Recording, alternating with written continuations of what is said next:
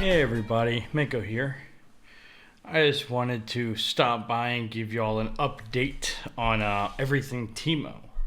So right now, almost a month into the season, I am currently Masters on 2 accounts.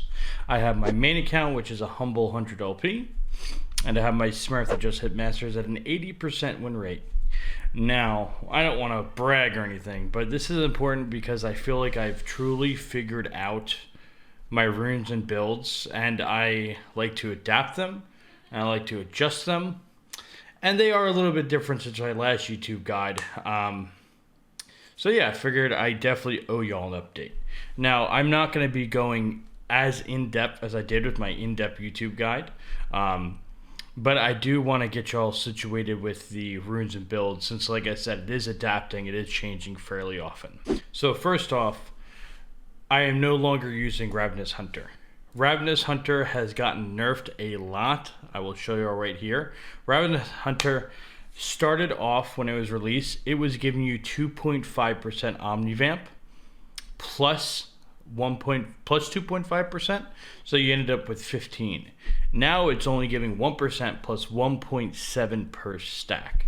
So that is significantly less. I think you end up with 9.5%. Let's do the math really quick. 8.5 plus 1%. So yeah, 9.5% total.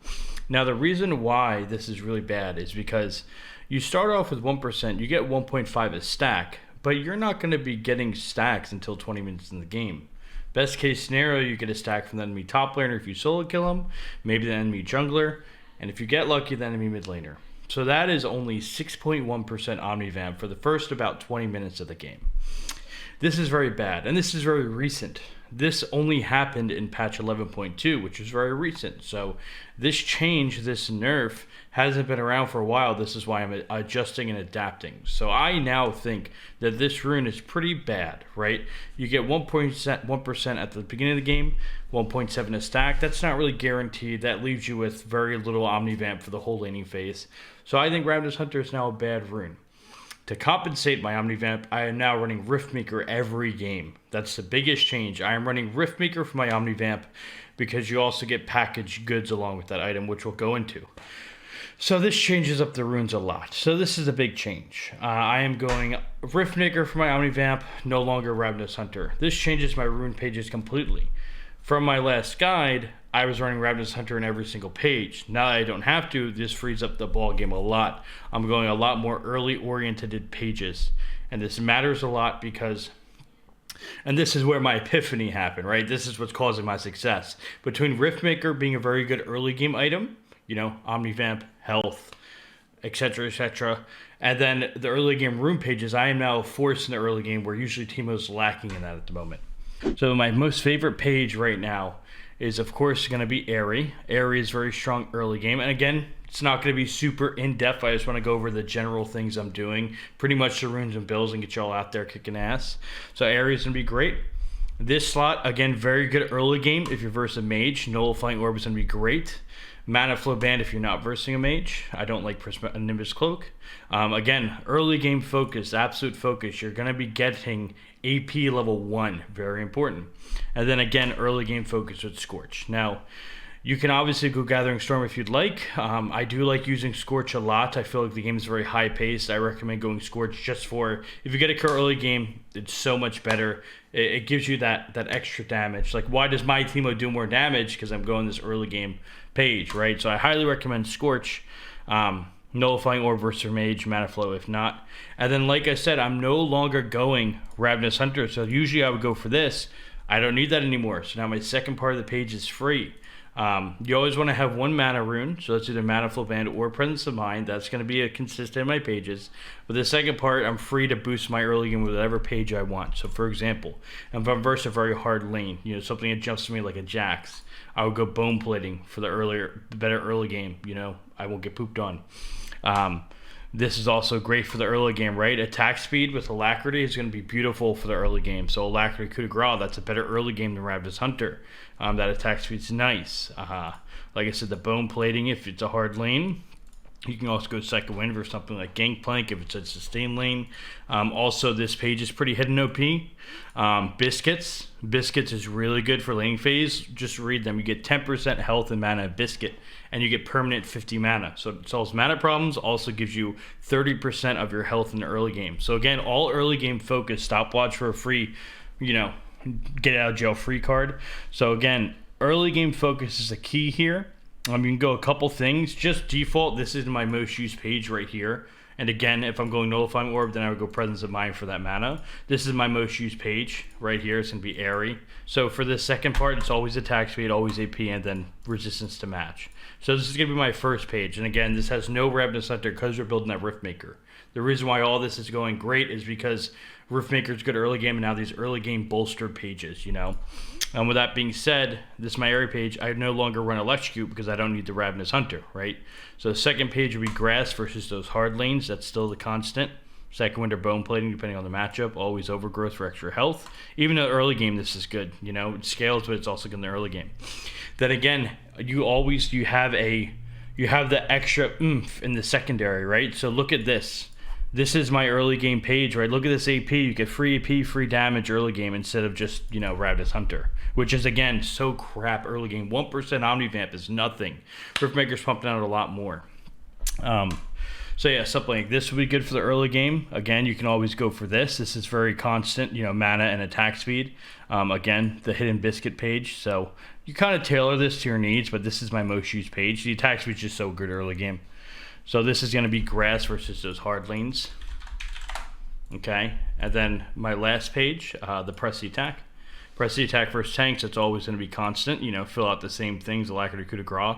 And again, just whatever you need early game. If you think they can kill you, Bone Plating. More damage right here. So if you look at this damage on this page, right, you're getting plus up to like 10 AP early game and more damage on your Q. Compare that to Ravenous Hunter and Taste of Blood. This is 0 damage. Right, this is why these pages are so revolutionary right now. The early game, the extra emphasis on it. This is my standard Press the Attack page. So those are the pages I'm rocking with. PTA, Grasp, Airy. And again, no more Ravenous Hunter. That early game power in the runes. So before we get into this, it is being changed. The Riftmaker is not being nerfed. This is a very common misunderstanding. It is being changed, which I think the changes are really good for Teemo. Very excited for that. So the old, quote-unquote old Riftmaker, this is coming up on patch, I want to say 11.3.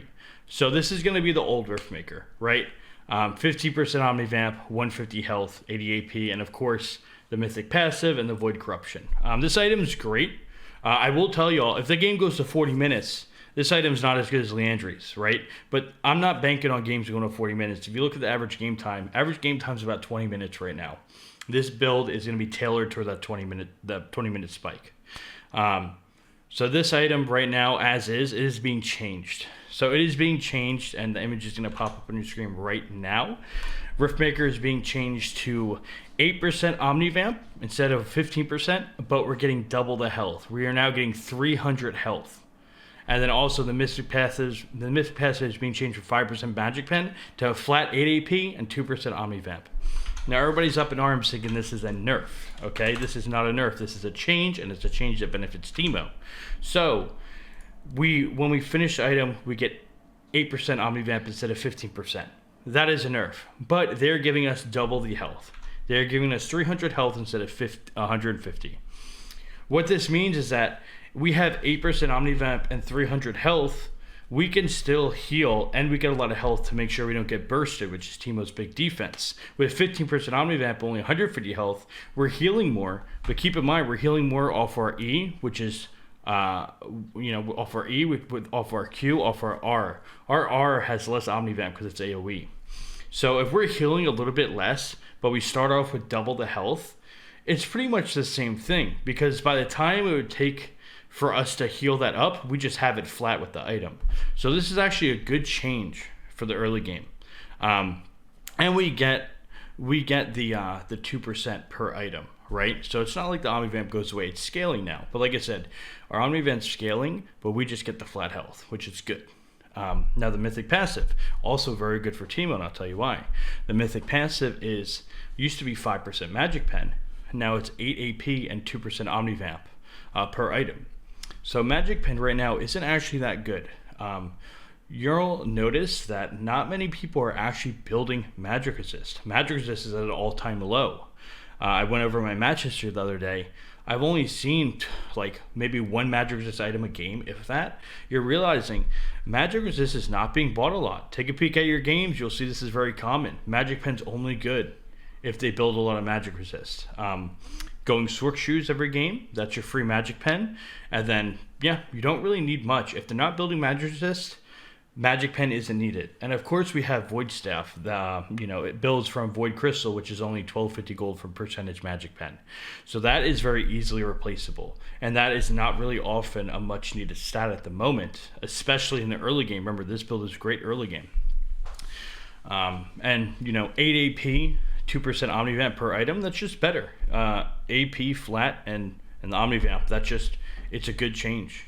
People are freaking out because Teemo always has been paired with Magic Pen, but this season, like I said, I barely build Void Staff and I'm barely seeing any Magic Pen in play.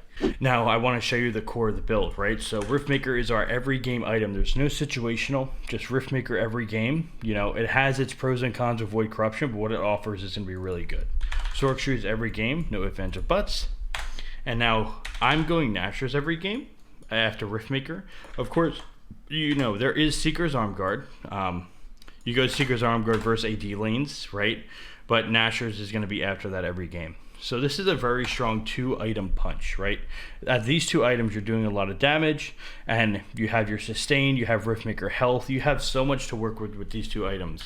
If you compare these 2 items to what I was used to running, if you look at these, again, the early game, if you look at these 2 item spikes, the Riftmaker Nashers is 10 times better, right? We cover the mana in our runes. We're always running Mana Flow or Presence of Mind, so we don't need mana.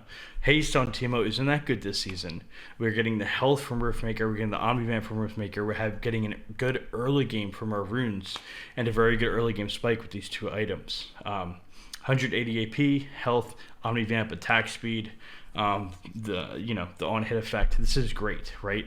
And now if you look at these 2, you get no attack speed. You're getting the health, you're getting mana, but there's no Omnivamp there. And with Ravenous Hunter being a bad rune now, we don't want to take Ravenous Hunter. The max health damage is good versus tanks, right? Very good versus tanks.